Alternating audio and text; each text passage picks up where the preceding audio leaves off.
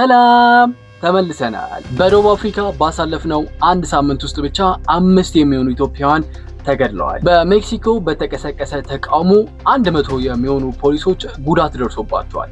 ቆይ ፖሊሶቹ ናቸው እንዴ ሰላማዊ ሰልፍ የወጡት ብላችሁ ከጠይቃችሁ እመልስላችኋለሁ። እነዚህን ሁለት ዜናዎችን ይዤላችኋለሁ። እናንተ ሰብስክራይብ እያደረጋችሁ የዛሬው ቪዲዮንማ ኮታችንን አውልቀን ነው የምንሰራው። እንዴ ይወለቃል ነው የምልህ። እንዴት እንደዚህ ያለ እናንተ ሰብስክራይብ ያደረጋችሁ ወሬ ሳናበዛ ቀጥታ ወደ ዜናዎቹ እናልፋለን። ኦኬ ከዚህኛው ዜና እስኪ ልጀምርላችሁ። በሜክሲኮ በተፈጠረ ተቃውሞ እጅግ በጣም ብዙ ሰዎች ጉዳት ደርሶባቸዋል። ከነዛ መካከል ደግሞ 100 የሚሆኑት የፖሊስ ኦፊሰሮች ናቸው ጉዳት የደረሰባቸው ማለት ነው። በሜክሲኮ ይሄ ተቃውሞ እንዴት ነው ሊቀሰቀስ የቻለው? የተቃውሞ መነሻ ምንድነው? አሁን ያለበት ሁኔታ የሚለውን ከኔ ጋር እስኪ ለማየት እንሞክር በትንሹ ማለት ነው። እስኪ መጀመሪያ ተቃውሞ ያለበትን ሁኔታ ልንገራችሁ። በዚህ ተቃውሞ ምክንያት እስካሁን 120 የሚሆኑ ሰዎች ጉዳት ደርሶባቸዋል። እንዳልኳችሁ ደግሞ ከነዚህ መካከል 100 የሚሆኑት ፖሊሶች ናቸው ጉዳት የደረሰባቸው ማለት ነው። ተቃዋሚዎቹ እንግዲህ በሜክሲኮ የሚገኙ ወጣቶች ናቸው። አብዛኞቹ ደግሞ ራሳቸውን ጄዚ ብለው የሚጠሩ የወጣት ግሩፕ ነው ቡድን ማለት ነው ተቃውሞውን እየቀሰቀሱት ማለት ነው። ላይክ ይሄ ተቃውሞ እንዴት ተቀሰቀሰ ለምን ተቀሰቀሰ ብላችሁ ከጠይቃችሁኝ ባክግራውንድ ሂስትሪ ረዘም ያለ ሊኖረው ይችላል። ግን ደግሞ ልክ እንደ ተርኒንግ ፖይንት ወይም ደግሞ ተቃውሞ እንዲቀሰቀስ ያደረገው ምክንያት የካርሎስ ማንዞ ግድያ ነው። ያ በፎቶ ላይ የምታዩት ማለት ነው። ካርሎስ ማንዞ በሜክሲኮ ውስጥ እጅግ በጣም ታዋቂ የሆነ ፖለቲከኛ ነው። በተጨማሪም በሜክሲኮ የምትገኘው ዩራፓን የምትባለው ከተማ ከንቲባ ነው በተጨማሪ ማለት ነው። እና ካርሎስ ማንዞ የሚታወቀው በሜክሲኮ የአደንዛዥ ዝውውርን በመቃወምና የካርቴልን በመቃወም ነው። ካርቴል ምንድነው? ሜክሲኮ ውስጥ እጅግ በጣም የተደራጁ የወንጀል ቡድኖች አሉ። እጅግ በጣም ከመንግስቱ በላይ አገሩን የሚቆጣጠሩ እነሱ ናቸው ማለት ትችላላችሁ። እጅግ በጣም ሴቭ ያልሆነች ሀገር ማለት ሜክሲኮ ነች። እጅግ በጣም የተደራጀ የወንጀል ቡድን ያለባት ማለት ነው። እና ይህን በመቃወም ነበረ በጣም የሚታወቀው ማለት ነው ካርሎስ ማንዞ። እና ከ16 ቀን በፊት ላይክ ኖቨምበር 1 ላይ ማለት ነው የሆነ ዝግጅት ላይ ያለ ነበር 7 ጊዜ ተተኩሶ የተገደለው ማለት ነው።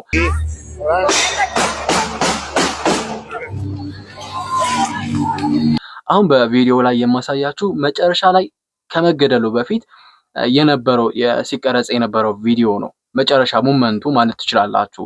ከዛ ይሄ ቪዲዮ ከተቀረጸ ከትንሽ ደቂቃዎች በኋላ ነው ተተኩሶበት የተገደለው ማለት ነው። እና እሱ ከተገደለ በኋላ በሜክሲኮ እጅግ በጣም ትልቅ ተቃውሞ ተቀሰቀሰ። የሱ ደጋፊዎች እኛም ካርሎስ ማንዞ ነን የሚል የተጻፈበት ቦርድ ይዘው ተቃውሟቸውን ጀመሩ ማለት ነው። ለተከታታይ ለሚሆኑ ቀናቶች ይህ ተቃውሞ ያን ያክል ትኩረት ተሰጥቶት አልነበረም። ያን ያክል ትንሽ ቀለል ያለ ነበር። ግን ባሳለፍናቸው 3 ቀናቶች ይሄ ተቃውሞ እጅግ ከፍተኛ ደረጃ ላይ ደርሷል።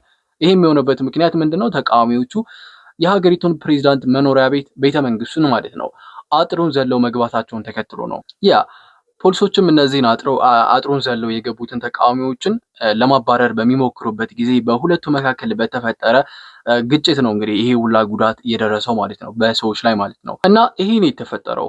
ሜክሲኮ ያለችበት ሁኔታ በዚህ ሰዓት ይሄ ሁኔታዋ ነው እስካሁን ማለት ነው። እና የሚፈጠሩ ወደፊት አዳዲስ ነገሮች ካሉ አሳውቃችኋለሁ። እናንተ ሰብስክራይብ ያደረጋችሁ ወደሚቀጥለው ዜና እናልፋለን። ይሄኛው ትንሽ የሚያሳዝን ዜና ነው።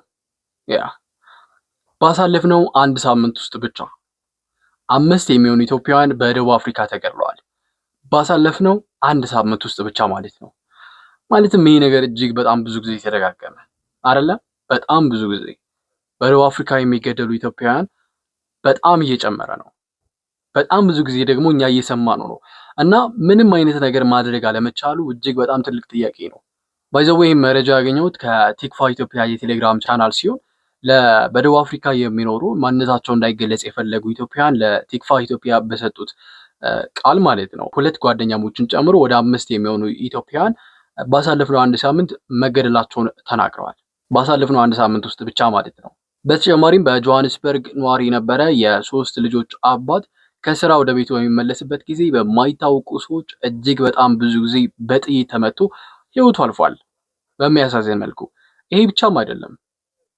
አንድ ወጣትና ታዳጊም ስራ ቦታ ቁጭ ብለው ባሉበት ሰዓት በጠራራ ፀሐይ ማለት ነው የማይታወቁ ሰዎች መጥተው ተኩሶባቸው ነው ገሏቸው የሄዱት ማለት ነው። በደቡብ አፍሪካ በጆሃንስበርግ በጠራራ ፀሐይ ማለት ነው።